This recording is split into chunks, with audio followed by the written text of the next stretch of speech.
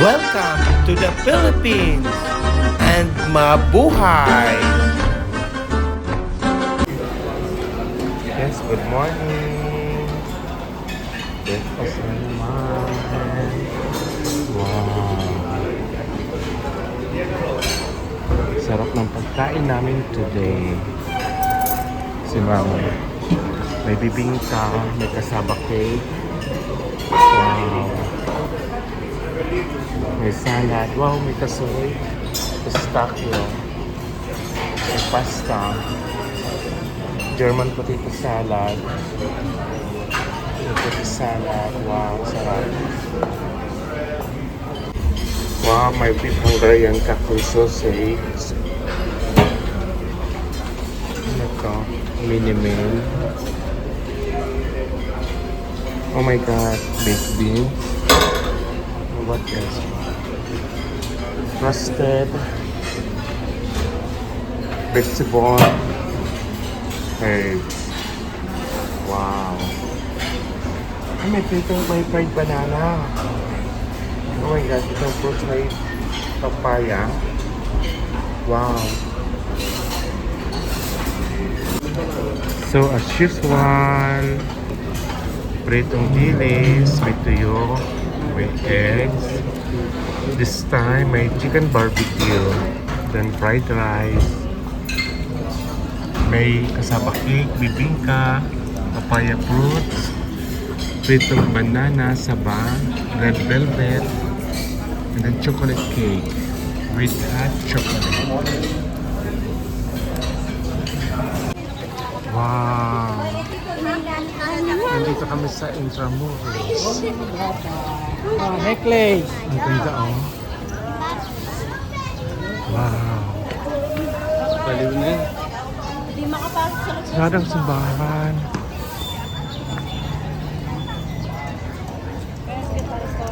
Heritage Restaurant. Wow, ang ganda. Balay Pandesal. Let's go. Tingnan natin sa loob. Wow.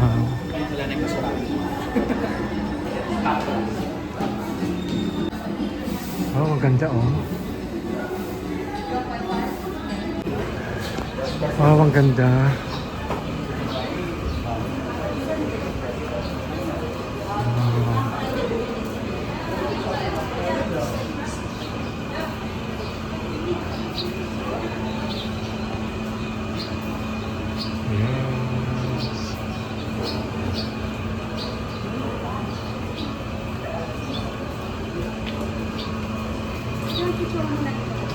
sa balon mo.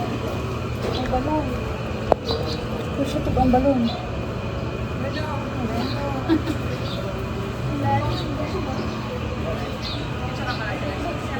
Ang ganda, oh. Wow.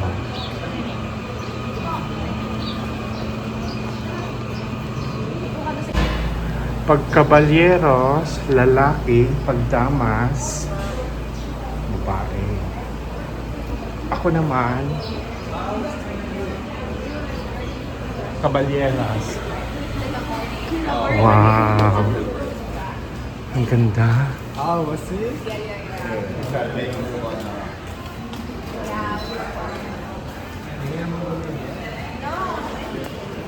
Ang ganda, oh. Yung basta't kasama kita si Dayanara Torres. Oo. Wow. Ang ganda, oh.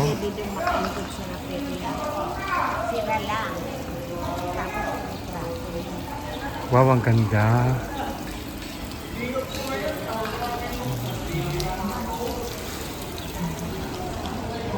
Wow. Mga old houses.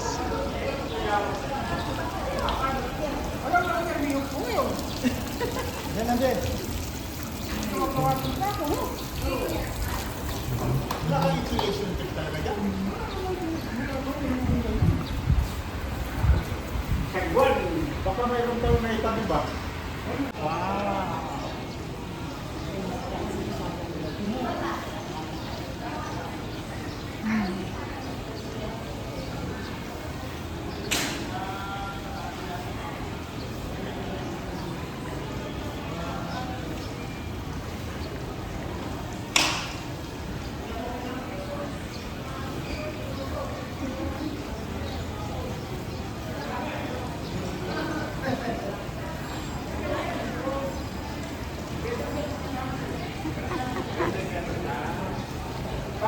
loob.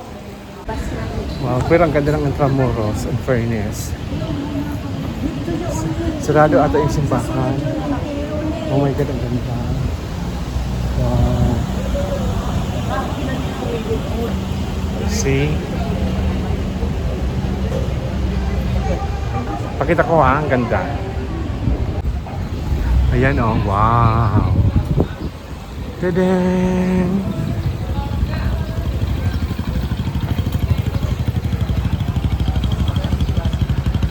Wow. Ang ganda oh. Kayo, want to restroom? Kayo, diyan kayo makita.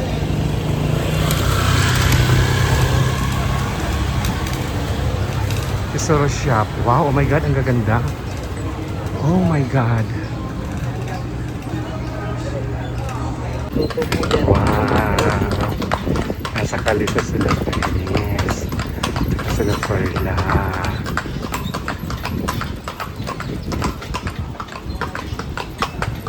So itong building naman po na to, dati pong Adamson University yan noong 1939. Yung Adamson University, nasira po siya nung panahon ng gera, World War II. 1945. Ngayon po, ganding kuwangko na po yung building na yan. Yan ang ECJ building. Eduardo Cuangco Jr. building. Yan itong ginagawa naman to, dati site ng Ateneo de Manila to. Yan po unang tinayo ang Ateneo de Manila bago napunta sa Quezon City. Tinayo siya rito noong 1869. Nasira din siya ng buwan. Wow, ganda. Simbahan din po yan. Yan ang simbahan ng San Ignacio Church.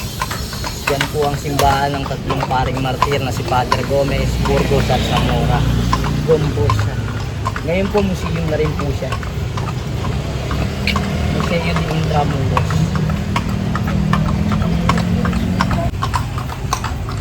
Ating site na Ateneo de Manila. Yan po nag-aral ng secondary or high school si Dr. Teresa.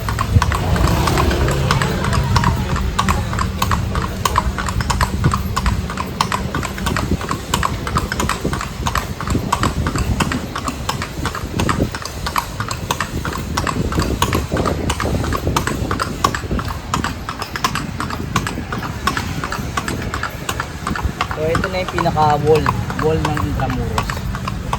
Ang ibig sabihin ng Intramuros, intra means inside. Then muros, wall. Inside the wall. Ah, okay. So nasa Intramuros tayo, nasa loob tayo ng wall. Inside the wall.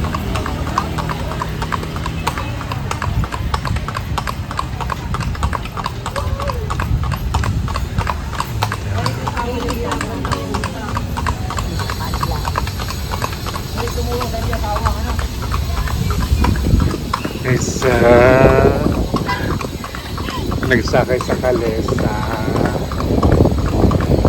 Itong gusto kinabin is sa kasi Perla. Sumakay ng Kalesa. Wow. Sabihin ko ay gate. So nung panahon ng mga Espanyol na mga Kastila, ito yung pinaka-entrance ng wall. Yan ang main entrance. Yung mga nagagaling sa labas, dyan pumapasok po. Yan ang pinaka-main gate. Yung ginamit yung dalawang nakakita. Then dito naman po nakadisplay yung mga gallery ng mga presidente po natin. Former President ng Republic of the Philippines. Hanggang kay Pangulong Duterte na po yan. Mula kay Emilio Aguinaldo hanggang kay Pangulong Duterte. Ah, okay. Former President. Grabe pa rin ako kasi puro bus. Mga field trip po. Mga nag-field trip. Mga estudyante po ang sakay niyo. Kasi alam ko na ibig sabihin ng Intramuros. Inside daw po.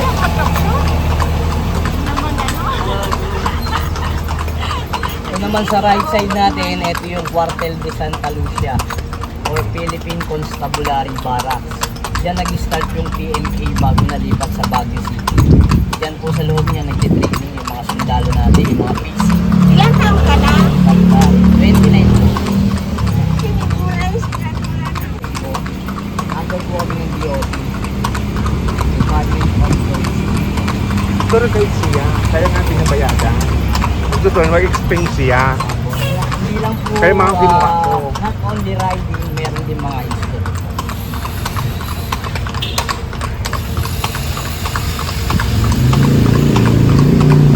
So, itong Intramuros, ito yung pinaka-old city ng Manila or lumang syudad ng Manila.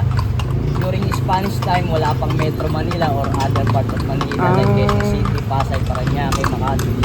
So, ang Manila lang yung araw is Intramuros. So, ito yung pinaka-sentro. Then, nasakop din tayo ng mga Amerikano after ng mga Espanyol.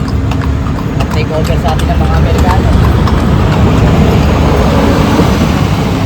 Then, start ng 1942 hanggang 1945, pinasok naman tayo ng mga Japanese. So, noong 1945, yun na yung tinawag na Battle of Manila. World War II, kapagitan ng mga Amerikano at mga Hapon. Kaya lang maraming Pilipino yung nadamay dito sa loob ng Intramuros. Ang estimated naman namatay dito sa loob ng Intramuros ay 100,000. 100,000 po ang victims of the war. Yung 1945. At tapos niya, no, may alam ko ibig sabihin ng Intramuros. So ito naman Baluarte de San Diego. Ito yung isa sa mga military defense ng mga Kastila or ng mga Espanyol. Yung bilog na yun ay naging watchtower siya ng mga panahon ng mga Kastila. Wow. Pwede kayong pumasok po dyan, pwede po ang maghintay sa inyo. Kasi pag dire-diretso lang tayo, baka 30 minutes lang. Okay. Pwede ko kayong antayin dito ng Okay. up to 20 minutes. Okay, salamat.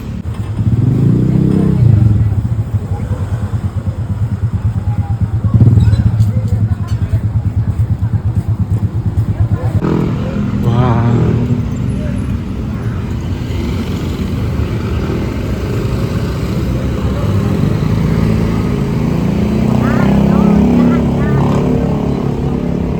Hindi ako pwede sa Wow, ang ganda.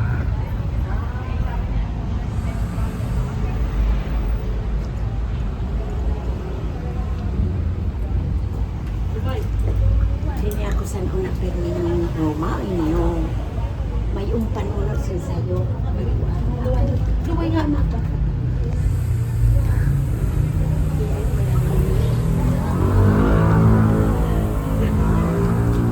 May umpay ni na Armalite na kung ano kami ni Joseph.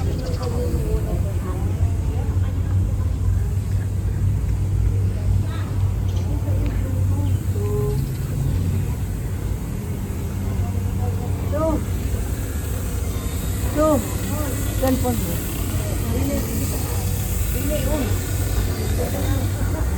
So, let's go na. Wow. Baril lang naman makikita. Ganda.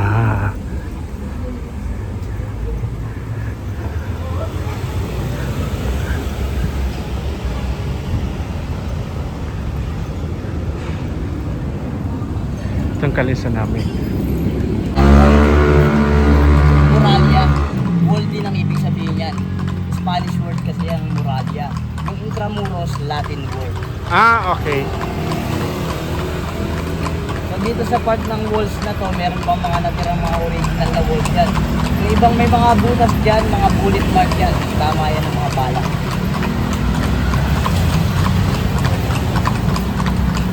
You see? Nakakuha kita ng aral di kay puro lang giti. So ito naman yung Puerta Real and Rebelen de Real de Bagong Bayan. Puerta, ibig sabihin. Then, ako pa. Puerta, Wow. ibig sabihin ay gate. And then, yung Real, that is a royal. Ito yung royal gate during the Spanish time. Daanan ng mga mayayamang Kastila or Ilustrado. Dito sila dumadaan. Pagka ordinaryong mamamayan, ang daanan doon sa may Puerta de Santa Lucia. Okay. Sa may main entrance. And then itong Puerta Real na to ay ginamit din na kulungan at barracks ng Japanese time. Prison cell and barracks. Ito naman ang PNM. Pamantasan ng lungsod ng Maynila.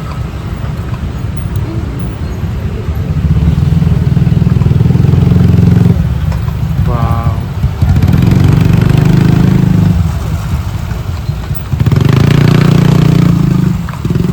So yung malaking building na yan, yan ang DOLE, Department of Labor and Employment. Kapag may mga reklamo dyan sa mga agency, dyan nagpupunta. Pag hindi na kaya, kay Tulfo diretso na.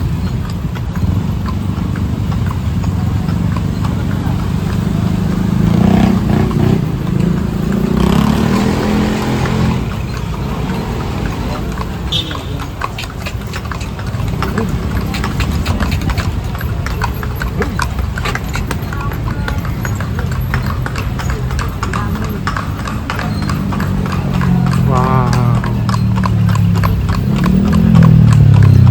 So saan iikot tayo ngayon? Tapos Daanan lang natin yung ano, yung daanan ng mga royal blood, mga governor general. Pwede kayong dumaan din dyan papasok dun sa lungsod para makapag-picture kayo. Ayan o, Puerta Real. So yung mga nanggagaling sa labas, papasok. okay. Sila dumadaan yung mga royal blood, mga mayayamang Kastila. Pwede po, pwede yung maglakad dyan. Tapos may garden. Wow. Ayan yung madalas makikita nyo sa FB. Na nakapost. Intramuros.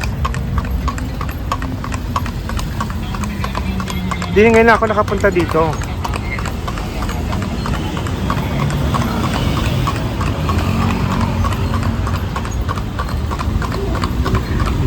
Yes! Pamantasan ng lungsod.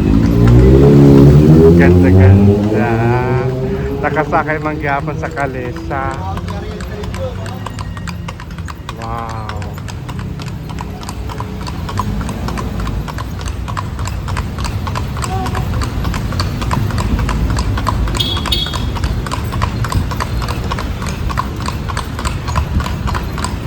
Yung next building gawa naman yan ng mga dyaryo, Manila Bulletin.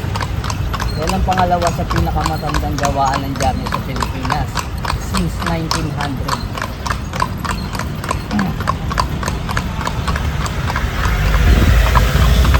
Itong building. Yan po yung pinaka-printing nila ng mga dyaryo, yung mga nakasasabi nila. Dati yung daming piniprint ng mga dyaryo dyan. Ngayon kasi more on social media na tayo. Kaya konti na lang yung ginagawa nila.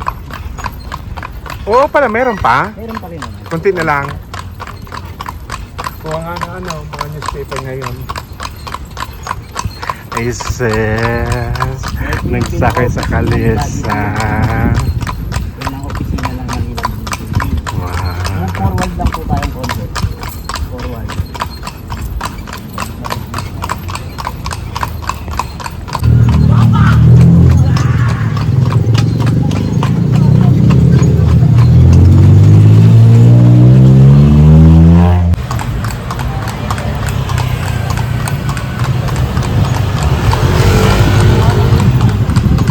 Ang ganda.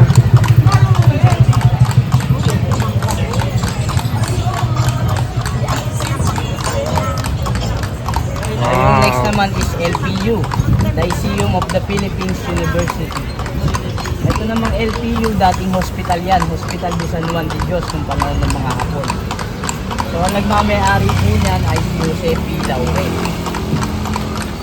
Ang Lyceum. Kaya meron siyang culinary dun sa may Bailiff. Oo. Yung Bailiff kasi sa mga Laurel family din siya. Kaya siya pinangalanan ng Bailiff. Sa Tagalog noon is Dao ng Laurel. This one. Let's see you. Then dito naman sa kanan natin yung Puerta del Parian. So during the Spanish time, ito yung pinaka-market of palengke nila. Kaya lang ang mga nagtitinda dyan yung mga Chinese. Okay. Chinese merchants and live there na rin. Yan na rin sila nakatulog. Parang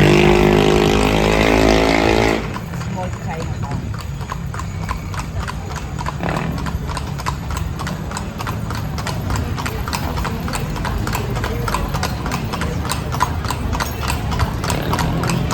Ito yung aesthetic na McDonald's tsaka Starbucks.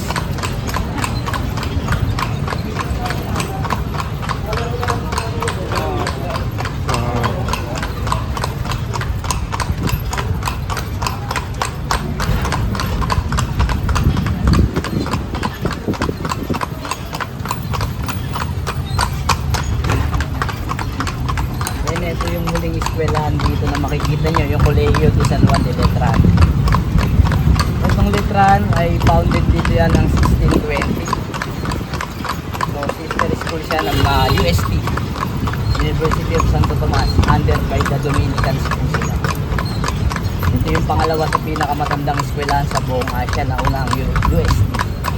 1611 ang UST, ito 1620. So yung UST bago nalipat yun sa Espanya, sa Sampaloc, Manila, dito rin nakalocate yun sa Intramuros. 1611 up to 1925. Sayang lang at nasira ng panahon ng gera yung mga campus niya rito sa loob ng Intramuros.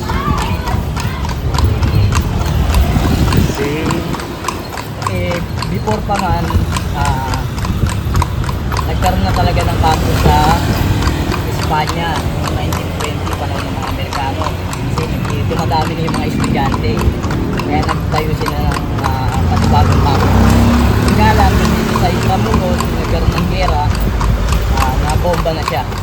Hindi na siya ni-restore dito. Sa UST na lang ang pinalaki nila. Yun na yun. Ito naman yung mga bomb shelter. Dati, panahon ng mga hapon, mga bomb shelter. Then ito yung dormitory ng mga estudyante ng letra. Meron silang sariling dormitory.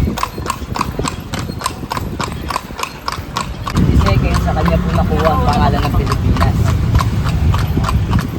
Yan ang UST, dyan dati nakalocate sa may building na pula na yan. Yung site niya, ayan ang site ng UST.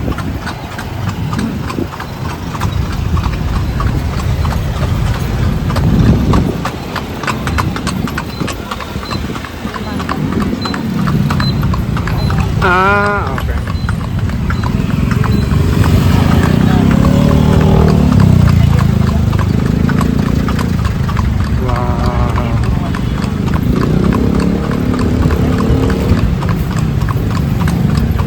Yan ay first city council or city hall during the Spanish time. Ngayon po, ano na po yan, ground treasury. This white building.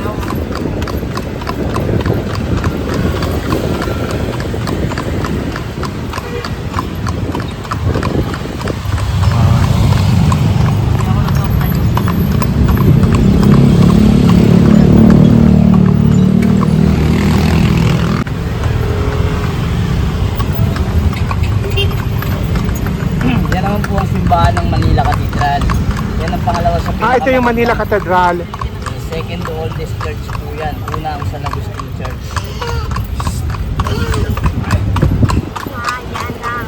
Itong Manila Cathedral, 7 beses yan nasira ng iba't ibang kalamidad. Tulad ng sunog, bagyo, lindol, at noong 1945. Open yan. Open yan. Di mamaya pagbalik namin. So ilang minutes galing doon?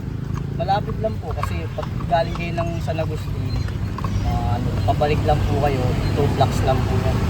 Okay. So din na lang kita mababa. Okay nga, dito na lang, hanggang dito na lang kami. Kayo po nasa inyo. Okay, thank you. Opo, kasi pag lakad nyo rin sa kabilang side, 1, 2, Di okay lang, hanggang dito na lang kami. Opo. Okay, thank you kuya. Salamat po. Opo. Mamang Serpentera. Sarap ng ice cream, ng dirt ice cream. Wow, finally makakapasok ako ng Manila Cathedral. First time ko. Ay, sarado. Wow.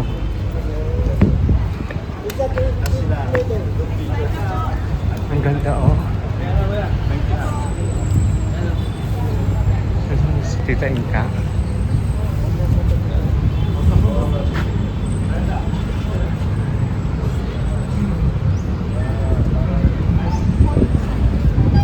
Ano, ilagay mo daw ini. Wow, ang ganda.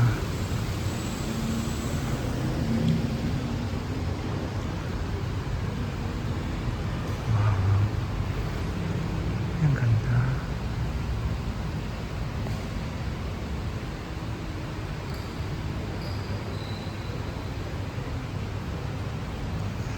First time makapasok dito.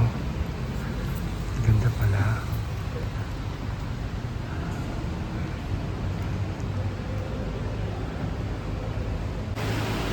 Wow. Sobrang ganda. Pagbili ko ng candle, merong free na 2 panyo. Kailangan ko daw ipa-bless. Kaya lang, mamaya pa ang mass. So, at least ito pa din ang ano ko na makarating dito sa Manila Cathedral. Yeah, seriously, first time ko talaga. Ang ganda oh.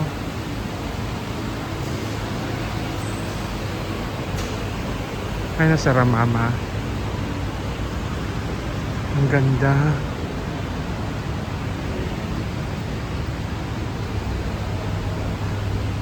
Wow.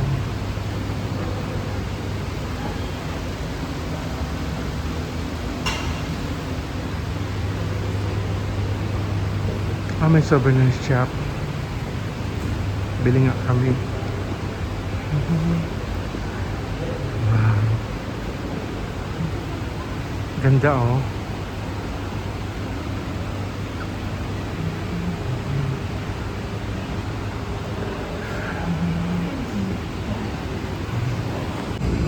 Yes! Bye-bye! So may pupunta na naman kami. Kakain muna. Wow! So nagkuha si Inka ng Grab.